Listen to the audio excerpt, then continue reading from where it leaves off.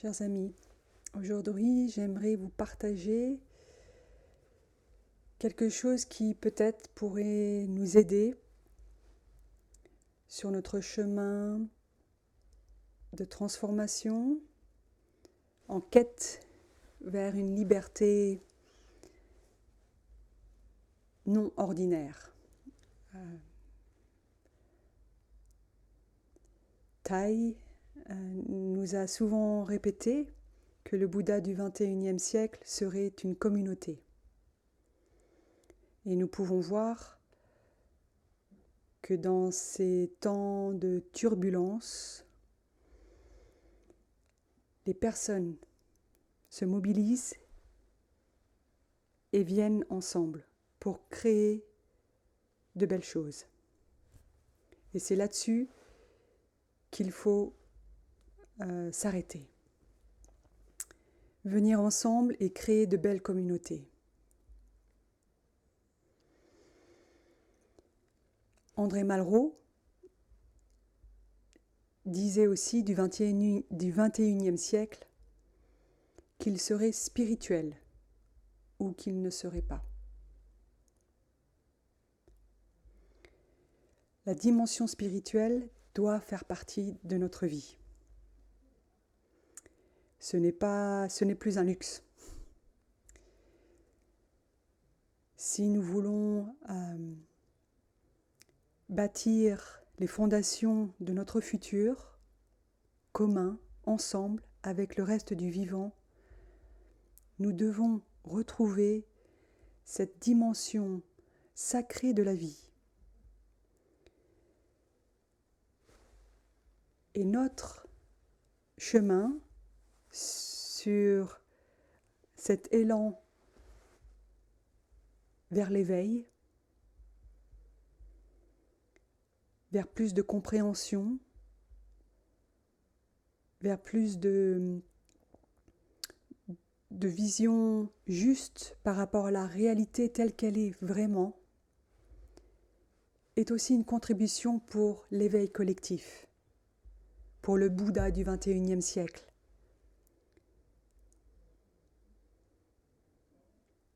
La vie, dans tout ce qu'elle a sacré, le vivant, est toujours en nous et autour de nous.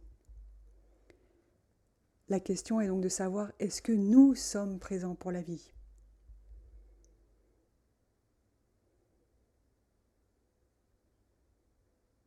Je marque un moment de pause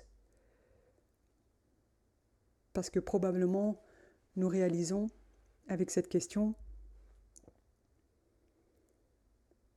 que la plupart du temps, nous ne sommes pas présents pour la vie. Vraiment. Nous sommes derrière nos écrans, trop occupés à travailler, à se divertir, pour vraiment prendre le temps de se réjouir des beautés de la vie qui nous entourent. Même en ville, il y a toujours un arbre, il y a toujours le ciel, il y a toujours un chant d'oiseaux quelque part. Et il y a aussi les sourires de nos proches, de nos bien-aimés, de notre famille, de nos amis. Est-ce que nous prenons le temps de se réjouir de ce que nous avons déjà là maintenant ? Ou alors est-ce que nous sommes en pilote automatique, comme des somnambules, jour après jour après jour, et finalement nous passons à côté de notre vie ? Il nous suffit d'une respiration faite en pleine conscience. Je reviens à mon corps, à l'ici, le maintenant. Je ne suis pas perdue dans mes pensées, dans mes projets, dans l'avenir, le futur. Je reviens et je me sens vivant, vivante. Je sais que j'ai un corps, je sens le souffle vital se passer avec la respiration. Je me remets en contact avec les sensations de mon corps et je reviens à cette expérience unique qui est d'être en vie.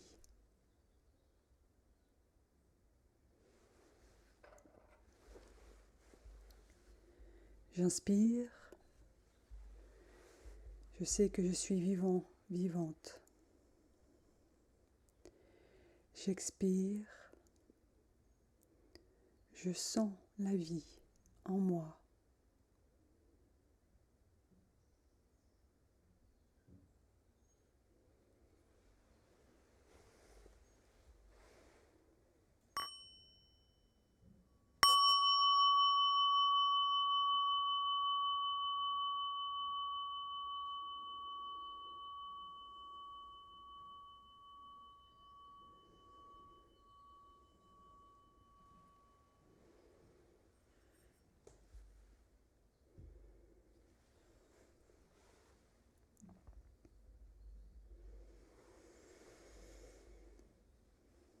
Et lorsque nous pouvons générer cette énergie de pleine conscience, comme nous venons de le faire, juste en revenant à notre respiration, à notre souffle, à notre corps, nous pouvons commencer à se détendre, à se calmer, calmer notre corps, calmer notre esprit. Et c'est que par ce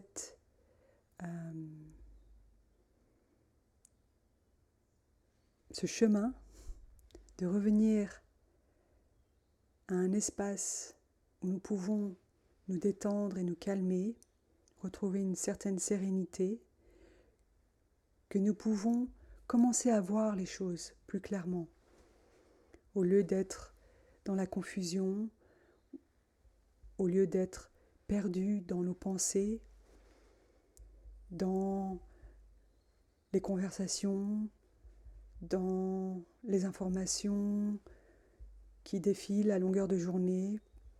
Et nous sommes bombardés par tant d'informations que nous oublions de vivre. Et c'est ça l'essentiel, de pouvoir être vraiment vivant et d'être en contact avec cette source de vitalité qui est en nous.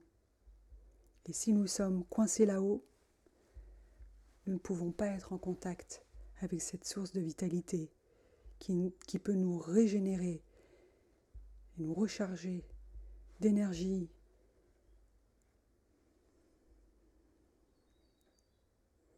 Comme un lac qui devient limpide après une tempête, revenir à notre respiration, à nos pas, marcher en pleine conscience, aller dans un parc ou même dans votre rue, tranquillement, ou même dans votre appartement, dans votre maison, dans votre jardin. Vous pouvez pratiquer la marche en pleine conscience, la marche lente à la maison, pour vraiment apaiser, calmer le corps et l'esprit.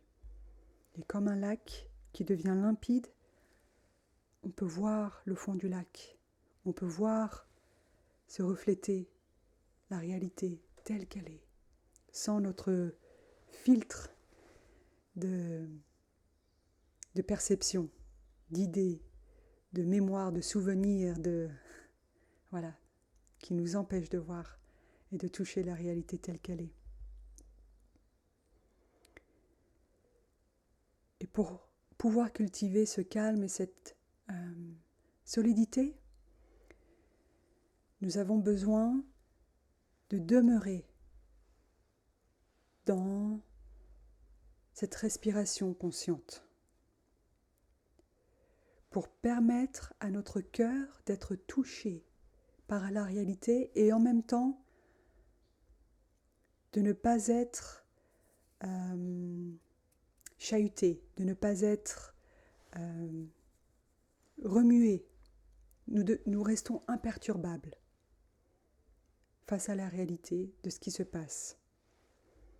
Nous sommes ancrés dans notre respiration, dans notre abdomen. Je vous propose de mettre vos deux mains sur votre abdomen, juste en dessous du nombril, et on peut respirer comme ça ensemble.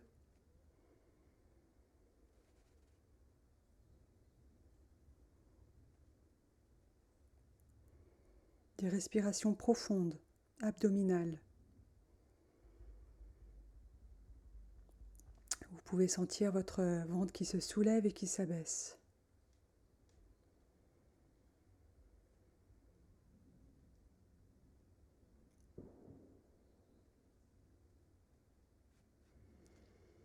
C'est là un des lieux de votre stabilité, de retourner à votre centre et pas être trop dans le mental, surtout pas.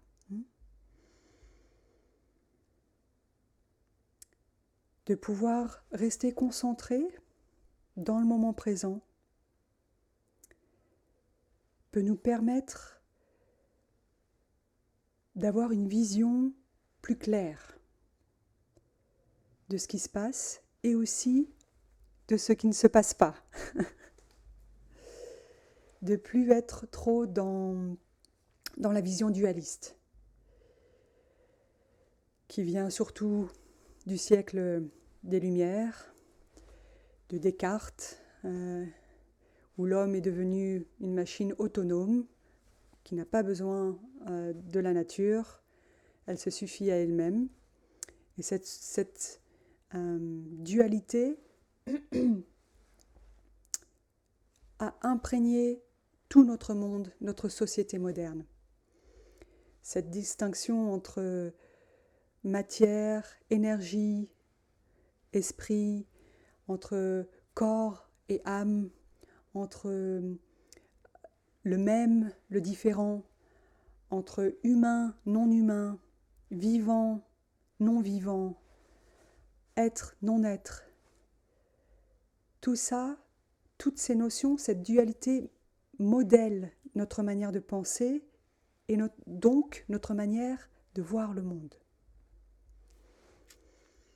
Car inconsciemment, nous utilisons très souvent ces paires d'opposés qui nous empêchent de toucher la réalité telle qu'elle est vraiment, à savoir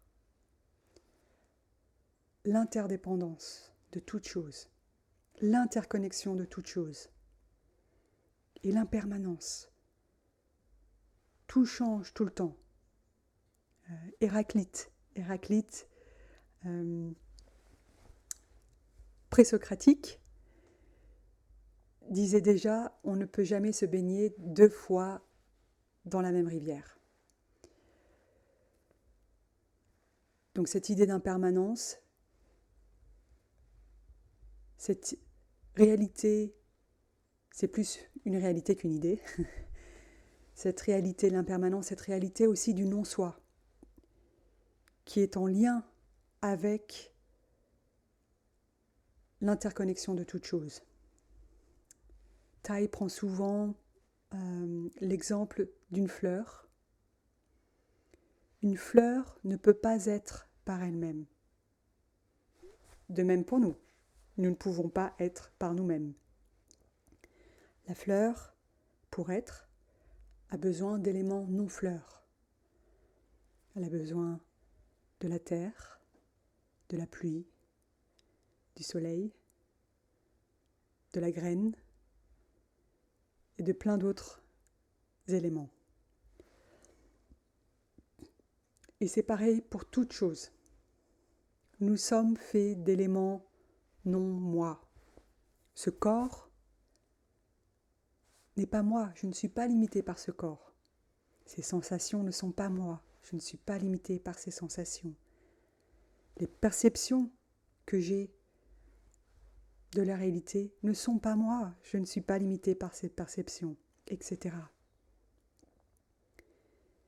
Et si nous ne développons pas notre pleine conscience, notre attention,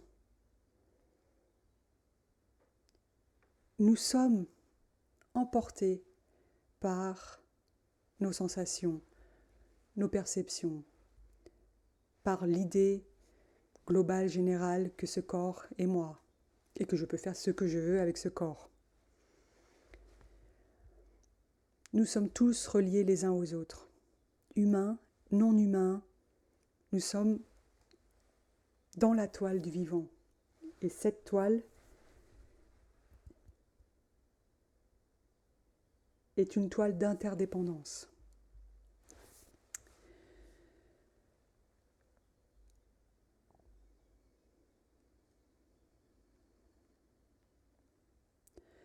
Notre manière de penser le monde, c'est aussi notre manière de le dire.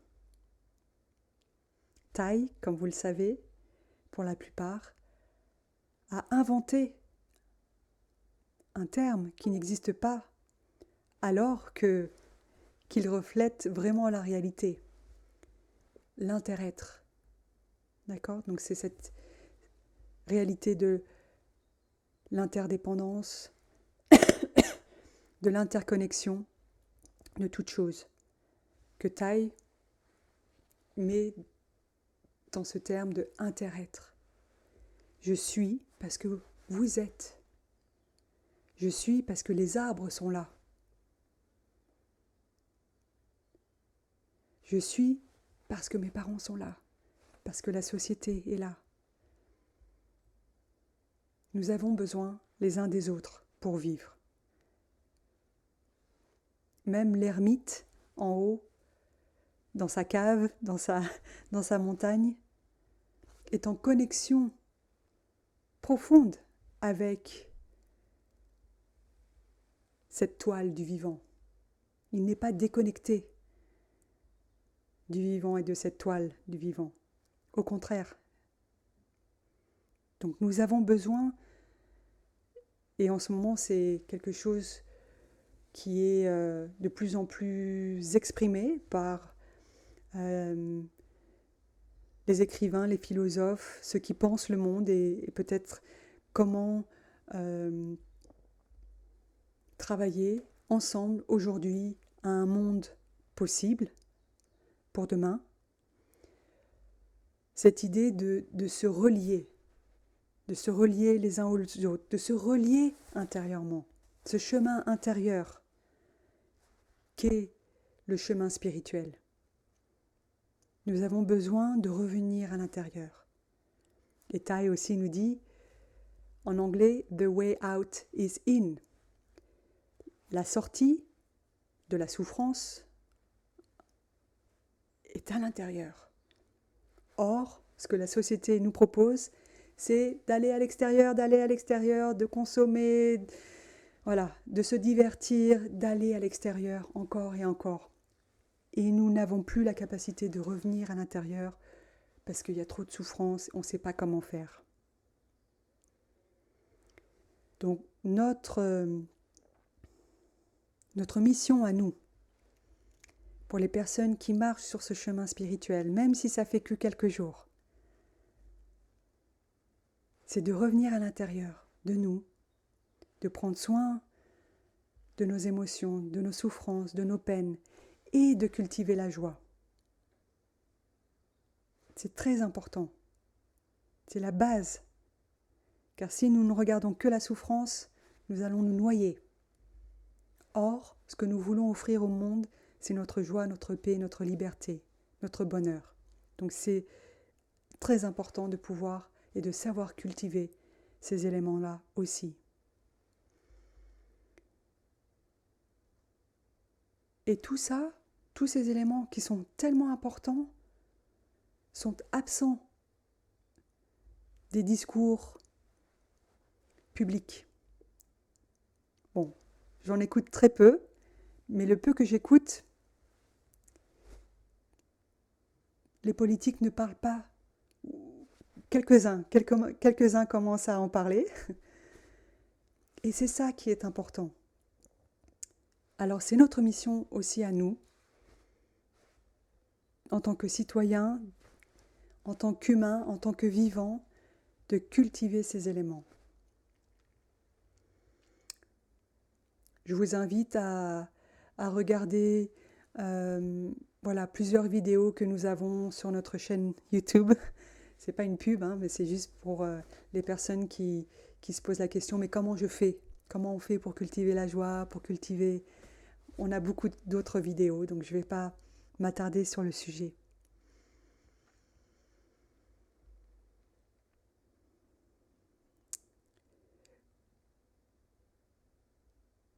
comme je le disais, c'est important de voir que notre manière de parler reflète notre manière de penser, et vice-versa. D'accord ? Par exemple, un exemple concret. Au début du XXe siècle, il y a eu cette extraordinaire aventure découverte d'Einstein et de la physique quantique. Un grand bouleversement, un foisonnement de joie et et d'émerveillement. Est-ce que dans notre langage aujourd'hui, est-ce que notre langage a évolué depuis ? Est-ce que nous avons du vocabulaire quantique dans notre vie de tous les jours qui pourrait nous permettre de toucher cette réalité quantique ? Non. À moins d'être un scientifique ou d'être dans le milieu, non. Et là, ça c'est un problème aussi. Nous avons le même langage, la même manière de penser qu'au début du XXe siècle. Par rapport aux découvertes profondes et essentielles qui concernent cette réalité profonde, invisible, mais qui se trame.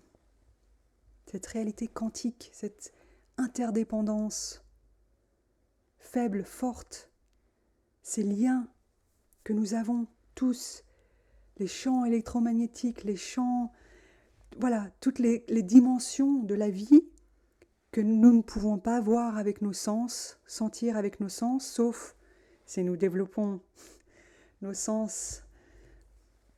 Voilà, je n'irai pas non plus dans cette direction. Et il y a des personnes qui sont beaucoup plus sensibles que d'autres et qui sont par exemple très sensibles aux champs électromagnétiques de la Wi-Fi et tout ça, et qui peuvent tomber malades. Et peut-être aussi que nos maladies modernes ont un lien direct aussi avec tout ce que nous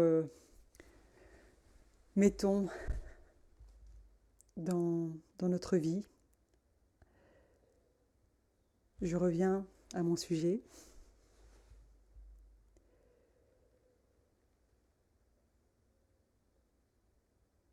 Ces recherches scientifiques n'ont pas eu d'impact sur notre manière de voir le monde et de penser le monde. Est-ce que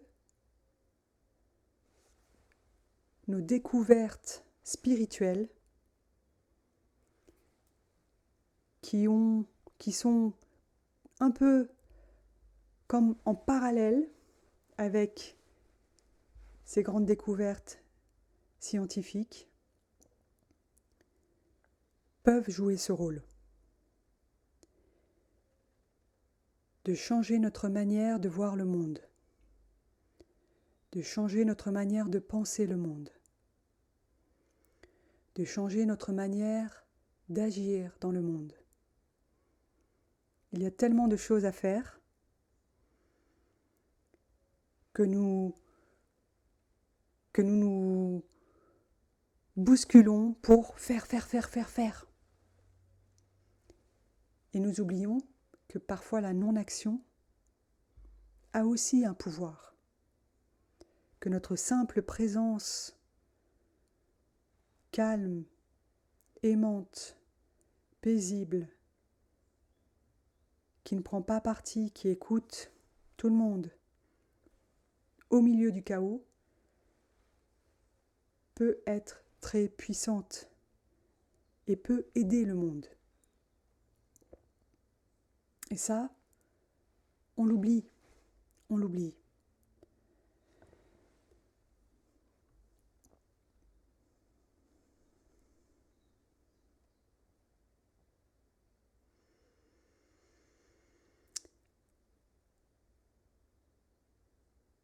J'inspire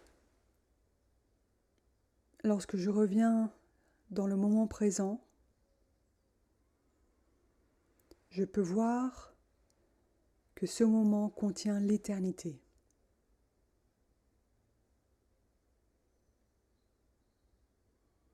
Il n'y a pas de début, il n'y a pas de fin. Il n'y a pas de moi, de je, de toi. Il n'y a pas de distinction dans la réalité profonde des choses, dans la dimension ultime. Le chemin spirituel nous permet de toucher cette dimension ultime, au cœur même de la dimension historique. Elle nous permet d'avoir accès, lorsque nous respirons en pleine conscience, nous revenons dans notre île, à l'intérieur de nous, nous restons dans cette énergie de pleine conscience concentrée, nous pouvons avoir accès à la dimension sacrée de la vie, à la dimension ultime. Mais si nous passons notre temps à courir à droite, à gauche, ce qui est la plupart, ce qui se passe pour la plupart des gens, et parfois on ne peut pas faire autrement, parce que la vie moderne nous est ainsi faite, alors nous sommes coincés dans la dimension historique et notre aspect, notre dimension sacrée que nous avons tous en nous. Nous avons cette source sacrée, puisque nous sommes issus de la vie. Et la vie est sacrée. La vie est magie. La vie est miracle. La vie est mystérieuse. Donc tous ces éléments sont en nous.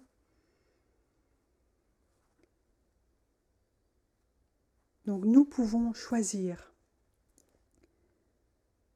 de prendre des moments dans la journée, dans la semaine, pour revenir à l'intérieur et toucher ces éléments sacrés, magiques, mystérieux, qui sont en nous, pour pouvoir les développer jour après jour, pour qu'ils nous aident à changer notre vision du monde et à être plus proche de ce qu'est la réalité. Nous pouvons ensemble pratiquer un petit peu. Vous pouvez fermer les yeux. J'inspire. Je prends conscience que ce moment contient l'éternité. J'expire. Je souris à ce moment qui contient l'éternité et avec tout ce qu'il contient. Nous restons équanimes. La souffrance, le bonheur, tout ce qu'il contient. Je souris à ce moment d'éternité.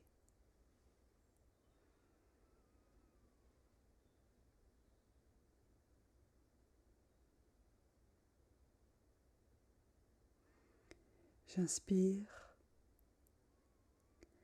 Je suis la vie sans limite. J'expire. J'aspire à vivre dans la liberté, le bonheur, la paix, la joie.